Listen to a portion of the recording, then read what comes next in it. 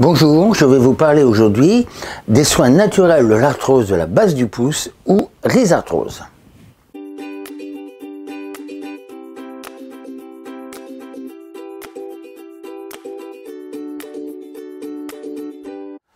Je suis Guy Ollier, ostéopathe, posturologue, ex-kinésithérapeute et praticien de la santé durable. Ma longue pratique dans le domaine de l'arthrose me permet de vous donner des conseils fondés sur mon expérience. Il faut savoir que l'arthrose n'est pas une fatalité liée au vieillissement, mais une maladie articulaire, appelée un rhumatisme, responsable de douleurs spécifiques dues à la destruction des cartilages et à la prolifération d'os sur le pourtour de l'articulation, entravant progressivement le mouvement de celle-ci, le tout provoquant douleur et gonflement. La rhizarthrose ou arthrose de la base du pouce survient surtout chez les personnes à qui leur métier impose des mouvements répétitifs de serrage ou souffrant de séquelles d'un traumatisme de type entorse, luxation ou fracture. Il faut agir dès la première douleur et ne pas se contenter de traitements symptomatiques qui ne traitent en aucun cas le fond du problème.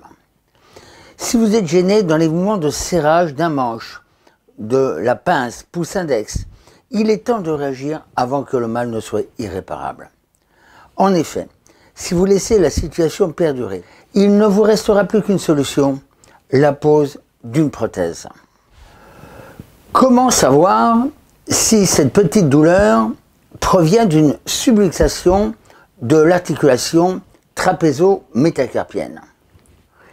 Appuyez simplement sur la base du premier métacarpien comme ceci. Si vous sentez l'os s'enfoncer et se remettre en place, c'est qu'il est habituellement dans une position anormale. L'articulation désaxée, sortie de sa cavité naturelle, frotte sur les bords de l'articulation et lime le cartilage qui s'use et s'amincit progressivement jusqu'à disparaître au bout de quelques mois ou quelques années. Mais avant d'en arriver là, vous avez des solutions qui vous permettront de continuer à travailler sans souffrir ou tout au moins en rendant la douleur supportable. La première chose à faire est de consulter votre médecin afin de faire une radio pour évaluer la gravité des lésions.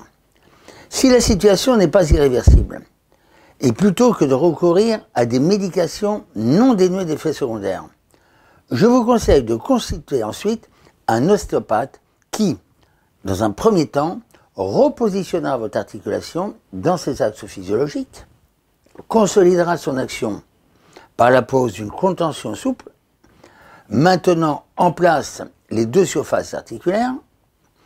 Ensuite, il utilisera des champs magnétiques pulsés ou posera des aimants permanents dans un but antidouleur et anti-inflammatoire, favorisant ainsi, autant que possible, une régénérescence tissulaire. Il vous conseillera une alimentation reminéralisante et un traitement de fond de l'arthrose à base de produits naturels tels que le Lithothamium calcareum, le curcuma et, si nécessaire, l'homéopathie, l'aromathérapie et l'acupuncture. Voilà, c'était le traitement préventif de l'arthrose du pouce.